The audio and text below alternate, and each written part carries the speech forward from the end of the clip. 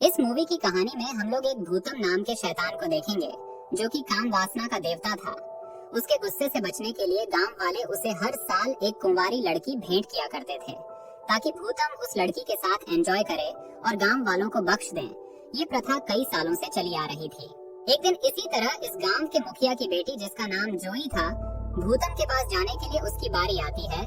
लेकिन जोई के शरीर में एक परी की आत्मा थी। गांव वाले जोई को डोली में बिठा करके भूतम की गुफा तक ले जाते हैं। इसके बाद भूतम जोई को लेकर गुफा के अंदर जाता है और इसके बाद क्या होता है ये हम आगे इस वीडियो में देखेंगे। इस मूवी का नाम इरोटिक घोस्ट स्टोरी है। इस मूवी की शुरुआत एक खूबसूरत लड़की सियोन से होती है जो कि एक परी है जिसे देवताओं ने लोगों की काम वासना को दूर करने के लिए और शैतान कामदेव से यानी कि भूतम से उनकी रक्षा करने के लिए धरती पर भेजा है। लेकिन धरती पर आने के बाद सियोन खुद ही भूतम के प्यार में पड़ जाती है और लोगों के कामदेव से रक्षा करने के बजाय वो खुद ही कामदेव के साथ अपनी वासना मिटाने लगती है। देवता जब सियोन की इन हरकतों को देखते हैं तब वो सियोन से नाराज हो जाते हैं। इसके बाद देवता दो और परियों को सियोन को मारने के लिए धरती पर भेजते हैं। देवताओं का ऐसा मानना था एक शैतान और परी का मिलन सभी के लिए खतरा बन सकता है। जब दोनों परियां सियोन के पास पहुंचती है तब वो लोग अपनी शक्तियां का इस्तेमाल करके सियोन की आत्मा को निकालकर उसके शरीर को जला देते हैं। सियोन की मौत को देखकर भूतम बहुत गुस्सा हो जाता है और वो गुस्से में आकर एक परी को मार देता है। अपने साथी परी की मौत को देखकर दूसरी परी अपनी जान बचाकर पास के गांव में भाग जाती है। वहीं इधर हम गांव में देखते हैं उसी वक्त गांव के मुखिया की पत्नी एक बेटी को जन्म देती है। इधर परी के पास इतना वक्त नहीं था कि वो सियोन की आत्मा को देवताओं के पास ले जा सके, इसीलिए वो सियोन की आत्मा को उस बच्ची में डाल देती है। अब मुखिया के घर में जिस बच्ची का जन्म हुआ था उसी के शरीर में सियोन की आत्मा थी। उधर अपने प्रेमिका की मौत के बाद भूतम के गुस्से से पूरे गांव के लोगों की काम वासना जाग चुकी थी। भूतम के गुस्से को शांत करने के लिए गांव वालों ने उसे एक कुंवारी लड़की भेंट करने का फैसला किया और इसके बाद ये हर साल की प्रथा बन गई थी। उसके बाद भूतम गांव से दूर एक गुफा में रहता था और गांव वाले हर साल एक कुंवारी लड़की को डोली में बैठाकर उसकी गुफा तक छोड़ आते थे ताकि भूतम की हवस शांत रहे। जब कुंवारी लड़की की डोली भूतम की गुफा तक पहुंच जाती थी तब भूतम उस लड़की को अंदर लेकर जाता था और उसके साथ जमकर घपाघप करता था। यहीं पर हम लोग देखते हैं कि भूतम के साथ एक औरत भी रहती है जो कि अपनी शक्तियां का इस्तेमाल करके भूतम के जख्मों को ठीक करती थी। इस औरत का नाम चैंग था। चैंग अपनी शक्तियां को बढ़ाने के लिए गांव वालों के साथ इंटीमेट होती थी। चैंग जैसे ही किसी गांव वाले से घपाघप करती थी उसकी शक्तियां बहुत बढ़ जाती थी। इसी तरह काफी साल बीत जाते हैं। मुखिया के घर में जिस बच्ची का जन्म हुआ था वो अब जवान हो चुकी थी। उसका नाम जोई था। हर कोई उसके खूबसूरती का दीवाना था। एक दिन जब जोई अपने दोस्तों के साथ होती है तभी अचानक भूतम उसके सामने आ जाता है। भूतम को देखकर जोई उसे घूरने लगती है क्योंकि जोई के शरीर में सियोन की आत्मा थी, इसलिए वो भूतम की तरफ अट्रैक्ट होने लगती है। यहाँ से जाने के बाद जब जोई फिर से अपने दोस्तों के साथ होती है तभी उनकी नजर एक नाव पर पड़ती है। इस नाव के ऊपर बहुत सारी मछलियाँ तड़प रही थी। जोई नाव के पास आकर उन मछलियों को पानी में छोड़ देती है, लेकिन तभी पानी से एक जवान लड़का बाहर आता है।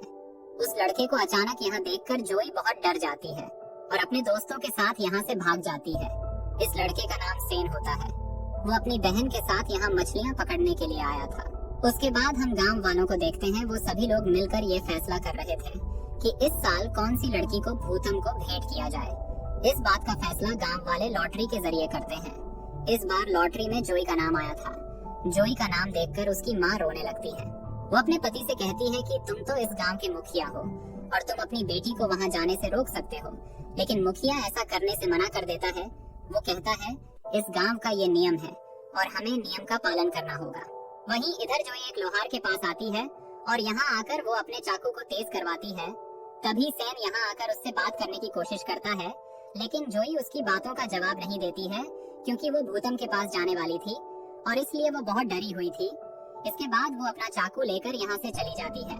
जैसे ही यहाँ रात होती है गांव वाले जोई को एक डोली में बिठाकर भूतम के गुफा में ले जाते हैं। डोली उठाने वालों में सेन भी होता है, लेकिन वो इस बात से अनजान था कि अंदर जोई है। रास्ते में जाते समय जोई का चाकू गिर जाता है। सेन चाकू को उठाता है और वो इस चाकू को देखकर ये समझ जाता है कि अंदर जोई है जोई को देखकर सेन बहुत दुखी होता है क्योंकि वो अब जोई को पसंद करता था। इसके बाद सब लोग जोई को लेकर भूतम की गुफा तक पहुंच जाते हैं और सभी लोग यहाँ से भाग जाते हैं। घर आने के बाद सेन जोई के बारे में ही सोच रहा था। वहीं दूसरी ओर हम लोग भूतम को देखते हैं। वो काफी गुस्से में होता है, लेकिन जोई को देखते ही उसका गुस्सा शांत हो जाता है क्योंकि उसे जोई में सियोन की आत्मा दिखाई दे रही थी। भूतम को देखकर जोई भी अपना चाकू नीचे फेंक देती है। इसके बाद जोई भूतम के पास जाती है। भूतम जब जोई को गुफा के अंदर ले जाने लगता है तभी सेन यहाँ पहुंचकर उस पर हमला कर देता है और जोई को अपने साथ गांव में वापस ले जाता है। सेन की बहादुरी देखकर गांव वाले बहुत खुश होते हैं और ये सभी लोग जश्न मनाने में लग जाते हैं। जोई भी सेन की बहादुरी देखकर उसकी तरफ आकर्षित हो जाती है। इधर हम लोग गुफा में भूतम को देखते हैं जिसका इलाज चैन कर रही होती है क्योंकि सेन के वार से भूतम काफी जख्मी हो चुका था। भूतम यहाँ चैन से ये कहता है, आज वाली लड़की मुझे सियोन के जैसी लगी थी, जिस पर चैंग उसे समझाते हुए कहती है, सियोन जलकर मर गई थी। इसके बाद वह भूतम से ये कहती है, मेरी शक्तियाँ तुम्हारा इलाज करने के लिए काफी कम है, इसलिए मुझे गांव में जाकर लोगों के साथ खपाखप करना होगा ताकि मेरी शक्तियाँ बहुत बढ़ जाएं। अगले दिन चैंग जोई और एक लड़की के साथ मछलियाँ पकड़ने के लिए आती है। मछली पकड़ने के दौरान वो जोई का बर्थ मार्क देखती है और उसे देखकर वो समझ जाती है कि इस लड़की के अंदर सियोन की आत्मा है। इसके बाद वो जोई को एक हेयर बैंड देती है और भूतम के पास वापस आ जाती है। वापस आकर वो भूतम से ये कहती हैं, आज मैं उस लड़की से मिली थी जिससे कल तुमने मुलाकात की थी। उस लड़की का नाम जोई है और उसके अंदर सियोन की आत्मा है। वो कहती है कि अगर सेन और जोई इंटीमेट हो जाते हैं तब तुम पूरी तरह से खत्म हो जाओगे।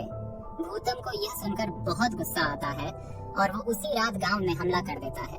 भूतम के गुस्से की वजह से पूरे गांव में काम वासना जाग जाती है। वहीं दूसरी ओर सेन अपनी बहन और जोई को लेकर गांव से दूर जा रहा था। सेन उन दोनों को लेकर एक साधु के पास पहुंच जाता है। जोई को देखकर साधु उसे कहता है, तुम भूतम को मार सकती हो, लेकिन इसके लिए तुम्हें और ताकतवर बनना होगा और ताकतवर बनने के लिए तुम्हें किसी कुंवारे लड़के के साथ संबंध बनाने होंगे। ये सुनने के बाद सेन और जोई एक कोने में जाते हैं और ये लोग यहाँ भयंकर घपाघप करते हैं। इधर सेन की बहन वहीं पर खड़ी होती है और वो अपने बालों को ठीक कर रही थी। तभी साधु की नजर उसके हेयर बैंड पर पड़ती है। ये देखकर साधु उसे कहता है, ये तो भूतम का जादुई हेयर बैंड है और इसके जरिए उसे ये पता है कि तुम लोग अभी कहाँ हो। साधु ये सब कह रहा होता है तभी भूतम यहाँ पहुँच जाता है और वो यहाँ सेन को पकड़कर अपनी गुफा में ले आता है और उसे यहाँ लाकर बर्फ में कैद कर देता है। इसके बाद जोई और सेन की बहन मीना भी यहाँ पहुँच जाती है। मीना भूतम के पास जाती है। इसके बाद मीना अपने शरीर के जलवे दिखाकर भूतम को अपनी तरफ आकर्षित करती है। वहीं इधर जोई अपने शरीर की गर्मी से बर्फ को पिघलाने की कोशिश कर रही होती है। बर्फ जैसे ही पिघल जाती है सेन उससे बाहर आता है और ये दोनों यहीं पर इंटीमेट होते हैं। तभी भूतम की नजर इन दोनों पर पड़ती है। इन दोनों को ऐसा देखकर वो बहुत गुस्सा हो जाता है और वो सेन को मारने के लिए उसकी तरफ तलवार फेंकता है, लेकिन जोई तलवार के सामने आ जाती है। भूतम की तलवार जोई की उसी निशान पर जाकर लगती है जहाँ पर उनकी आत्मा थी। तलवार लगने की वजह से सियोन की आत्मा वहाँ से निकल जाती है।